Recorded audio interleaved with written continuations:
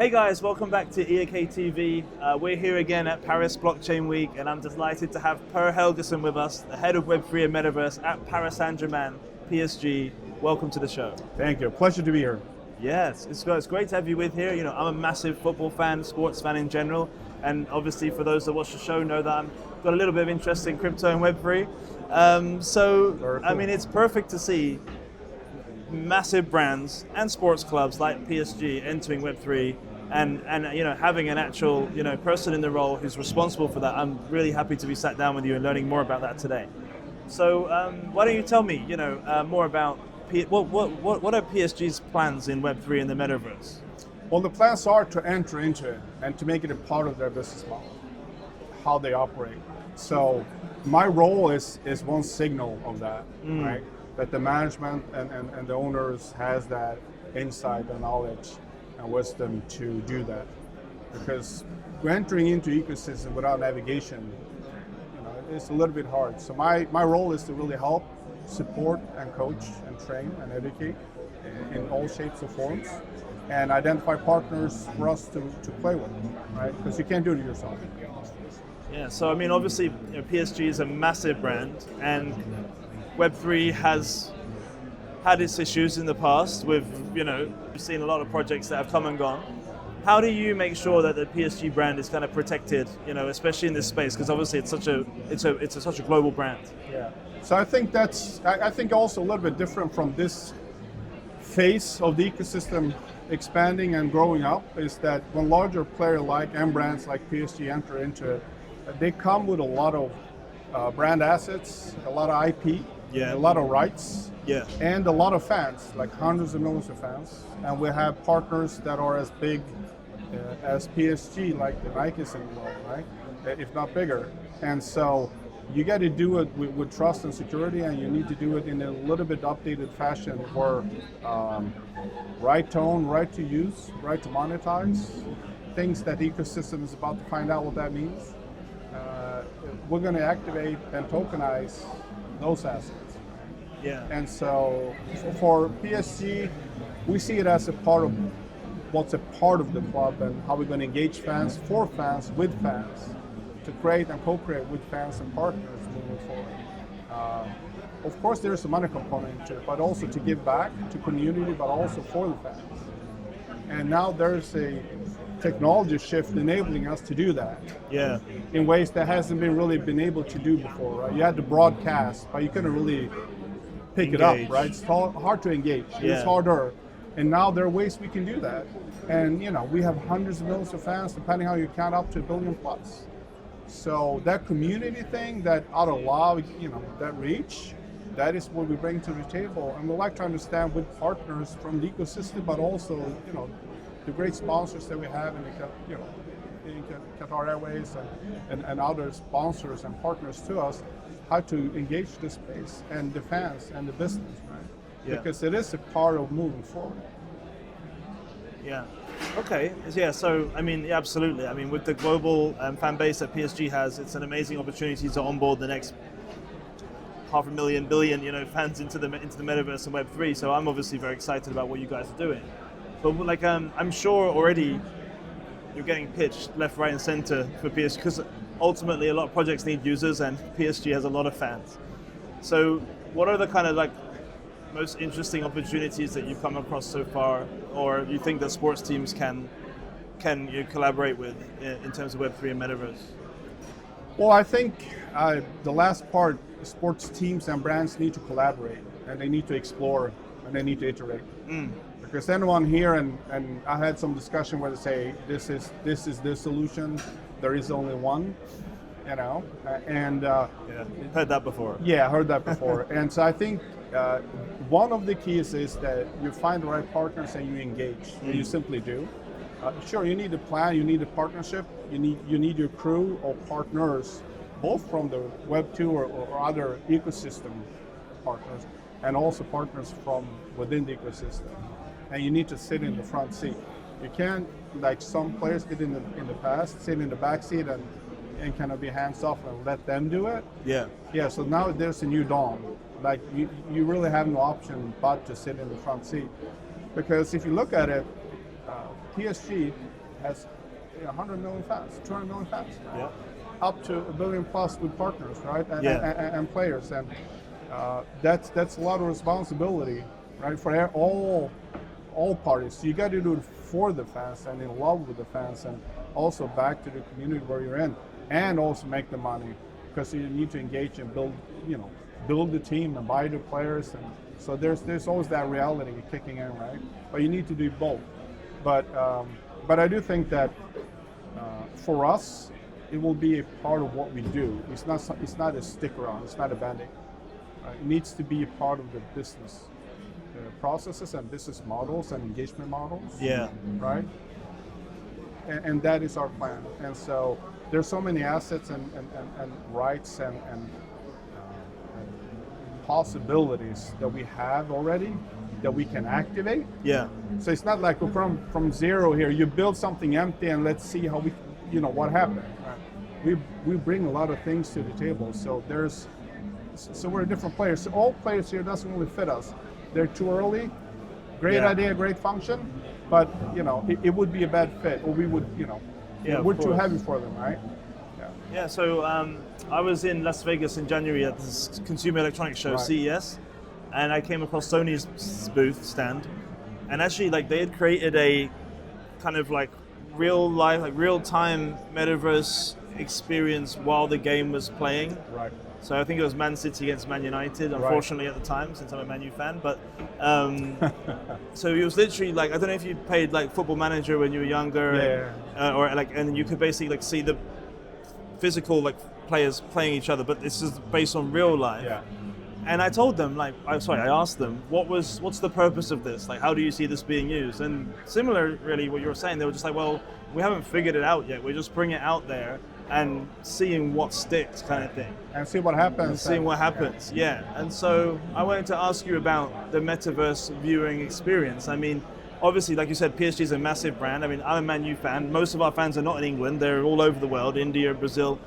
So that opportunity to connect with fans in the Metaverse and make them feel as if they got the same, maybe not the same experience, but still a great experience in a game day, for example, is a very interesting opportunity, isn't it? Yeah. And so how do you see the Metaverse and the viewing experience changing fans? Great take and question on it. So if you look at Parc des Princes, which is a great experience, right? Yeah. Yeah, it's almost that's the PSG stadium for those that don't know. And it, almost like a holy grail in church. You come in and it's small and it's close and it's family and it's vibing and energy. But we only take 48,000. Right? So what about the rest of the hundreds of millions outside? Exactly. So like you say, we need to engage them where they are, when they are, in devices they use and prefer. In content and formats that the old version, meaning us or some of us, they see whole games, and the younger generations, they maybe do more of both, meaning they do short clips, other formats, other channels, other places, right?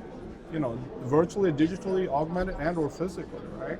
And we need to cater to all of them, right? And so we will be engaging some of the more famous places and players and their ecosystems and metaverses, and we'll have our own. There can't be only one. We don't believe that because, that's not how our fan base is, because we have, 120 plus fan clubs around the world, right? We have flagship stores on all major streets, like the Champs-Élysées or down the Fifth in New York, right? And so, and we will be having more of those, of course, right? So there is a beachhead, and we have and can tap into so many facets besides the football and the sport, the lifestyle and the entertainment and the luxury and the branding itself, right? And so that is powered by this technology. Because many people think an ecosystem is about the tech, but it's not. It's about the fan and the experience. Experience, 100%. Right? And the value and what they can get out of it. And for them, not only on the back of them, right? And so, so that's really a little bit on our take on it. But I do think that the exploration, saying we want to do X with partners and see what that experience is like, and listen to fans and see what sponsors and fans and partners say, and then we iterate. Yeah. all shots on goal is not going to be successful. We need to learn. Definitely. Yeah, very interesting. Obviously, we saw the success of like NBA Top Shots on Flow blockchain. Yeah. That hasn't really come across too much in football yet. I don't know why.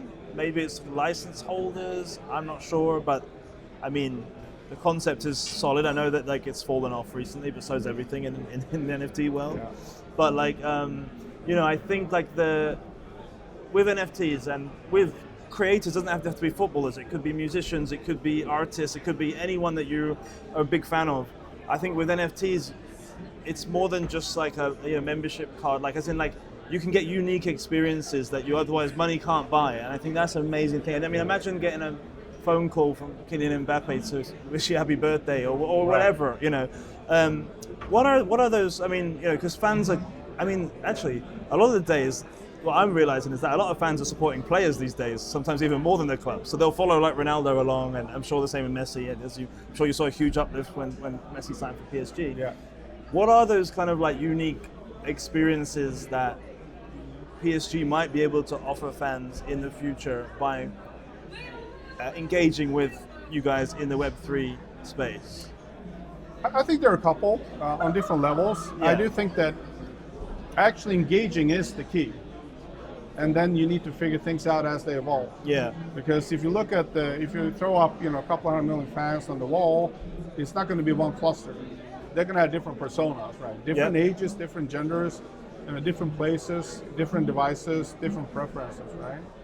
And so you need to find ways to cater to them all in an easy way as a broadcasting function and as a multicasting function, different groups, but also down to you. I mean, if you're a fan of one player more than another, simply, that's great. Then let's find that relationship out and cater to you content or products or experiences so you would gain access to that player and that relationship, right? Versus another. And I do think that if you zoom out, if you look at sports in general, you have stars being stronger than the teams, and you have leagues that also wants to push their own agenda. Yeah. Because that's their job. And you have teams, right? So teams has to find ways to engage, build relationships, so as to losing that relationship will be more of a mark and death, in that person versus staying. So you can do both. Like when Zlatan was here, that was great because I'm coming from Sweden, right? And then when he went somewhere else, I would still do PSG and Zlatan, right? So how do you do that both?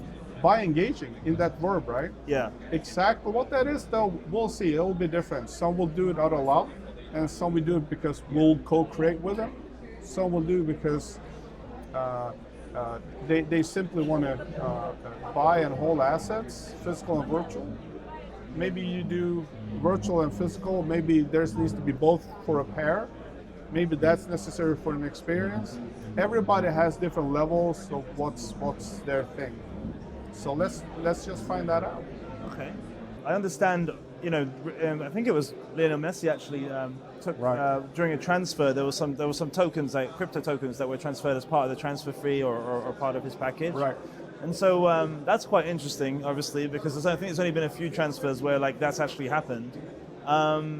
Do you see that becoming more of a popular form of payment in the future? Well, I can give you my personal opinion about it, and I do absolutely believe that the types of engagement and PSG associates as a partner, right? Yeah. And so, will that be a part of all transfers moving forward? Well, absolutely. Sooner or later. So if you want to be late on that game as a player, then you should probably talk to your manager. If you want to be late on that as a club, well, then your strategy is not done yet, is my take on that. So will it be correct? It needs to be in sync. Will it need to be harmonized? Yeah.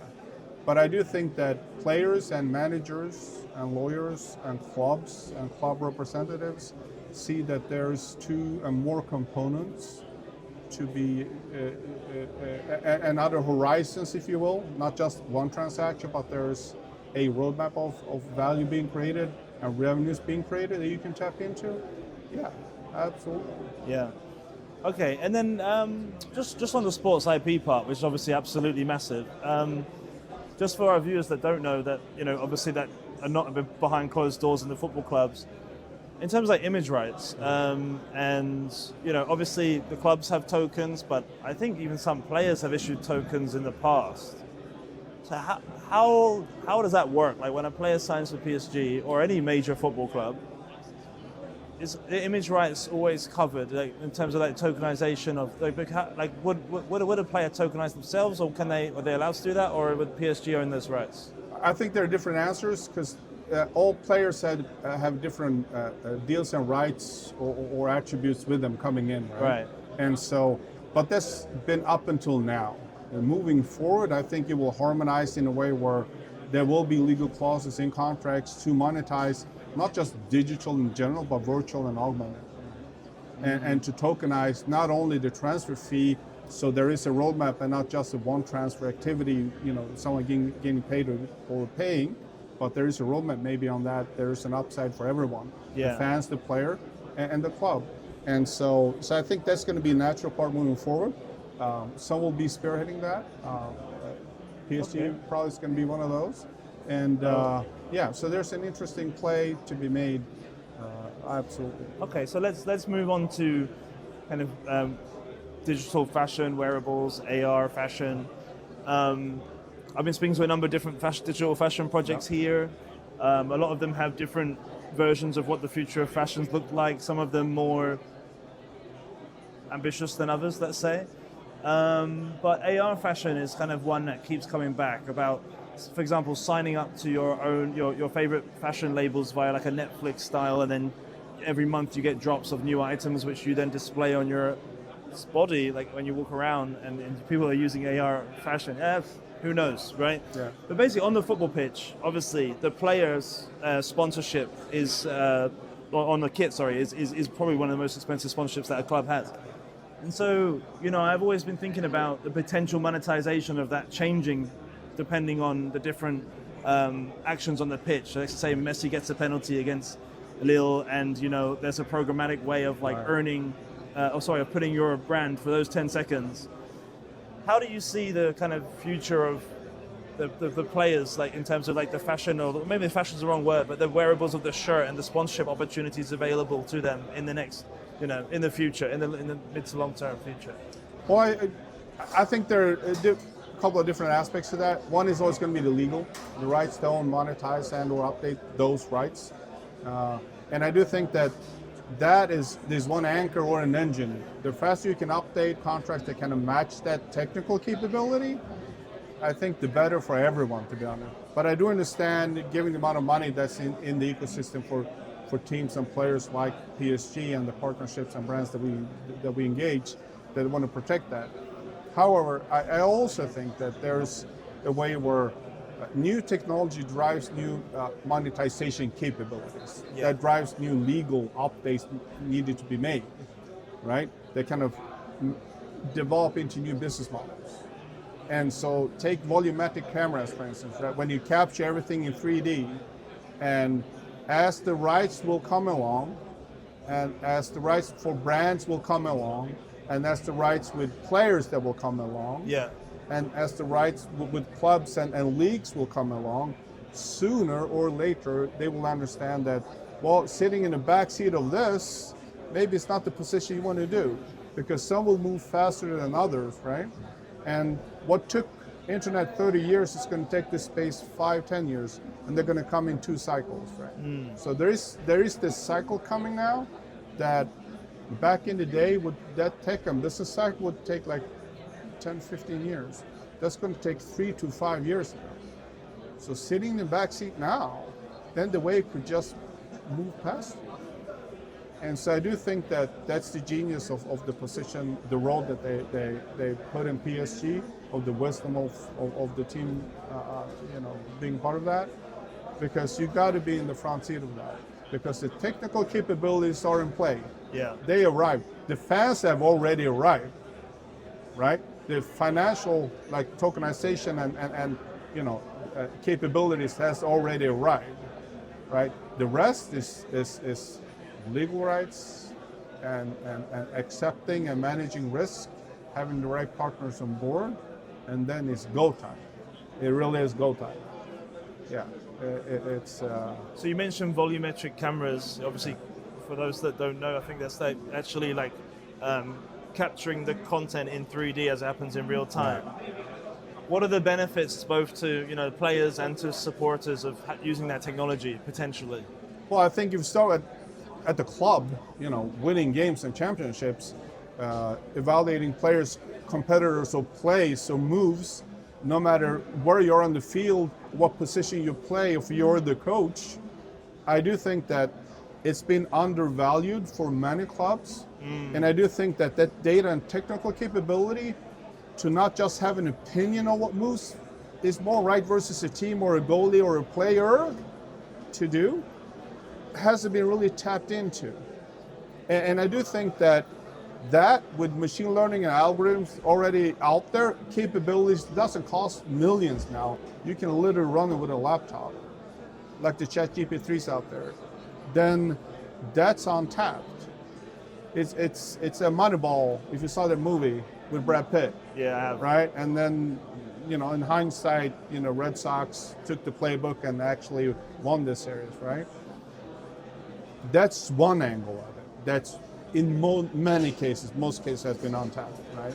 To replay, run different scenarios. What if we did it this way? What if the position on the free kick was that way? What if the corner kick position, you run 150,000 versions, or at least 150 versions of that, right? Yeah. So, being a fan and a geek, would I want to engage with that in the Metaverse from PSG? Of course. Absolutely. So then you don't have the cold start problem. But that's one angle. But then you have the fan or monetization. Where do you want to see? Who do you want to track? Right? Maybe you don't want to have them looking the way they do. Maybe you want to have different avatars. I don't know. There are different ways you can do if the legal rights are there because the technology has arrived. And the fans would like to play with it and co-create with it and be engaged and awed by it. Absolutely. So that's the journey, we're on, and we're starting and we're updating, and we're looking for the right partners now to start that journey, right? Okay, cool. When can we next expect PSG, to have the next Web3 activation? Well, I think, thinking out loud, that I'd like it to be, there's a new season coming. So of course we'd like to time things with a new season. Hopefully as the champions. Hopefully as the champion, right? So ending of this one, beginning of the new one, right? And so that's also when timing happens with players and contracts. Not going into details, but who are they signing? So who's the next number 9? Yeah. Well, even if I knew, I probably couldn't tell you. So there's going to be great opportunity, no matter what that update will be, to engage, to tokenize, to do NFTs, to do one step closer to that fan engagement, fan relationship, fan dialogue, fan understanding. Yeah, absolutely. Okay. Obviously, I understand PSG have done a number of things in Web3 already. You have a fan token with Chile's Socios. Socios, right. And I've seen you guys on Sorare, right. I'm going to say it right. Sorare. And that's been great. We got Crypto.com as well as partners. And Crypto.com as partners as well. How have those initial forays into Web3 been for PSG, have they been interesting? Like for you, like what lessons would you have learned from that? Well, I think in general, all the relationship is based on trust and learning together. Yeah. Especially these types of relationship, entering new ecosystem with new partners. So it's been a give and take in learning what works, what doesn't work. Yeah. I also think that it's been a great relationship, and there's always money and there's value, right? And so there's got to be a right balance of money and value, learnings. What have we done that made us until this point, and what of that can we bring moving forward, and what would we need to update moving forward, because the ecosystem, the fans, and the capabilities is changing, the regulations is changing moving forward. You mentioned the NFT example, right? Yeah, and the jury's out whether or not how they're going to see the regulations on that. Yes, that's right? true. Oh yeah, especially after what's happened to Top Shots. Right. And so there's a lot of let's see what the update will be, but there will be updates, and we will be with them and our partners that trusted us and that we engaged. We will, with the right partnership, moving forward, and some will be complemented with others for different reasons, right? And so I do think that there's an update that everybody needs to do now, because the technology has arrived, the behavioral has arrived, the finance has arrived, and so a part of the next generation of everything, fans, business, technology, behaviors, in a couple of years, 2026, we think there's around 7 billion plus people having smartphones. Around 2 billion is going to have 5G, right? And so what does that mean? That means that we can have richer experiences, right? So then we need to meet them there, where they are, how they are, when they are. And I have a son, he's 7, daughter's just 12. Oh, nice. So do they want to have physical items at their birthdays? Not really. My son really want to have, if it's physical, it's because it's a replica or branded, something that he plays. Yeah. So they were born global in behavioral, meaning virtual, mobile, right? Mm-hmm. Getting their social engagement through devices and through virtual experiences. It is more important for my son to have things where he plays than what he wears to school, unless there is something that he can connect with, like other brands, like the PSG brand, and he went nuts in the store, right? So I mean, yeah. So I think it's one way it's difficult and challenging. Yeah. Another way it's not. They have already arrived. So the next generation of fans, we just simply need to find some ways to engage and talk and listen to them and do it for them and with them, not just sell them. Yeah, right? Makes sense. And so I understand you're a speaker at Paris Blockchain Week. What was is your panel already happening? Yeah, panel is already happening. What were the kind of key takeaways from that panel that you were on? Well, I think there were different. I think one is that you have to experiment. Yeah. I think another one, you need partners, moving forward. You can't do it all yourself, and you can't leave it all of it to someone else. Like there's a front seat that there are 2 seats for a reason, right? Like you need to take one of them. Another thing, but this is a personal take, is that everybody asks me, will you do NFTs? And I'm like, sure. Absolutely. However, we're looking for it to be a part of our business model. Yeah, it's not just a one-off. Yeah, not just a one-off. So there has to be where PSG and sports brands in general, they're asset generating. Yeah. They generate assets, but if you don't have legal rights to monetize them, you cannot monetize them, right? So the right to use, right to own, right to monetize, for many players in the ecosystem here, they haven't understood that you can only do so many virtual drops. Yeah. Right? But the real assets is what's in play, but it's protected. So you need, that's a key I think you need to do to unlock that value, right? Yeah. Okay, perfect. Well, guys, you heard it from Pär, the man himself, head of Metaverse and Web3 at PSG. I'm very jealous of your job. It's going to be Maybe we can work journey together one day. Absolutely. It's going to be an interesting journey. Absolutely. I'm looking forward to seeing what you guys are doing. Look, that's all we have time for today, guys. That's EAK TV. Thanks so much for joining us, and we'll catch you next time.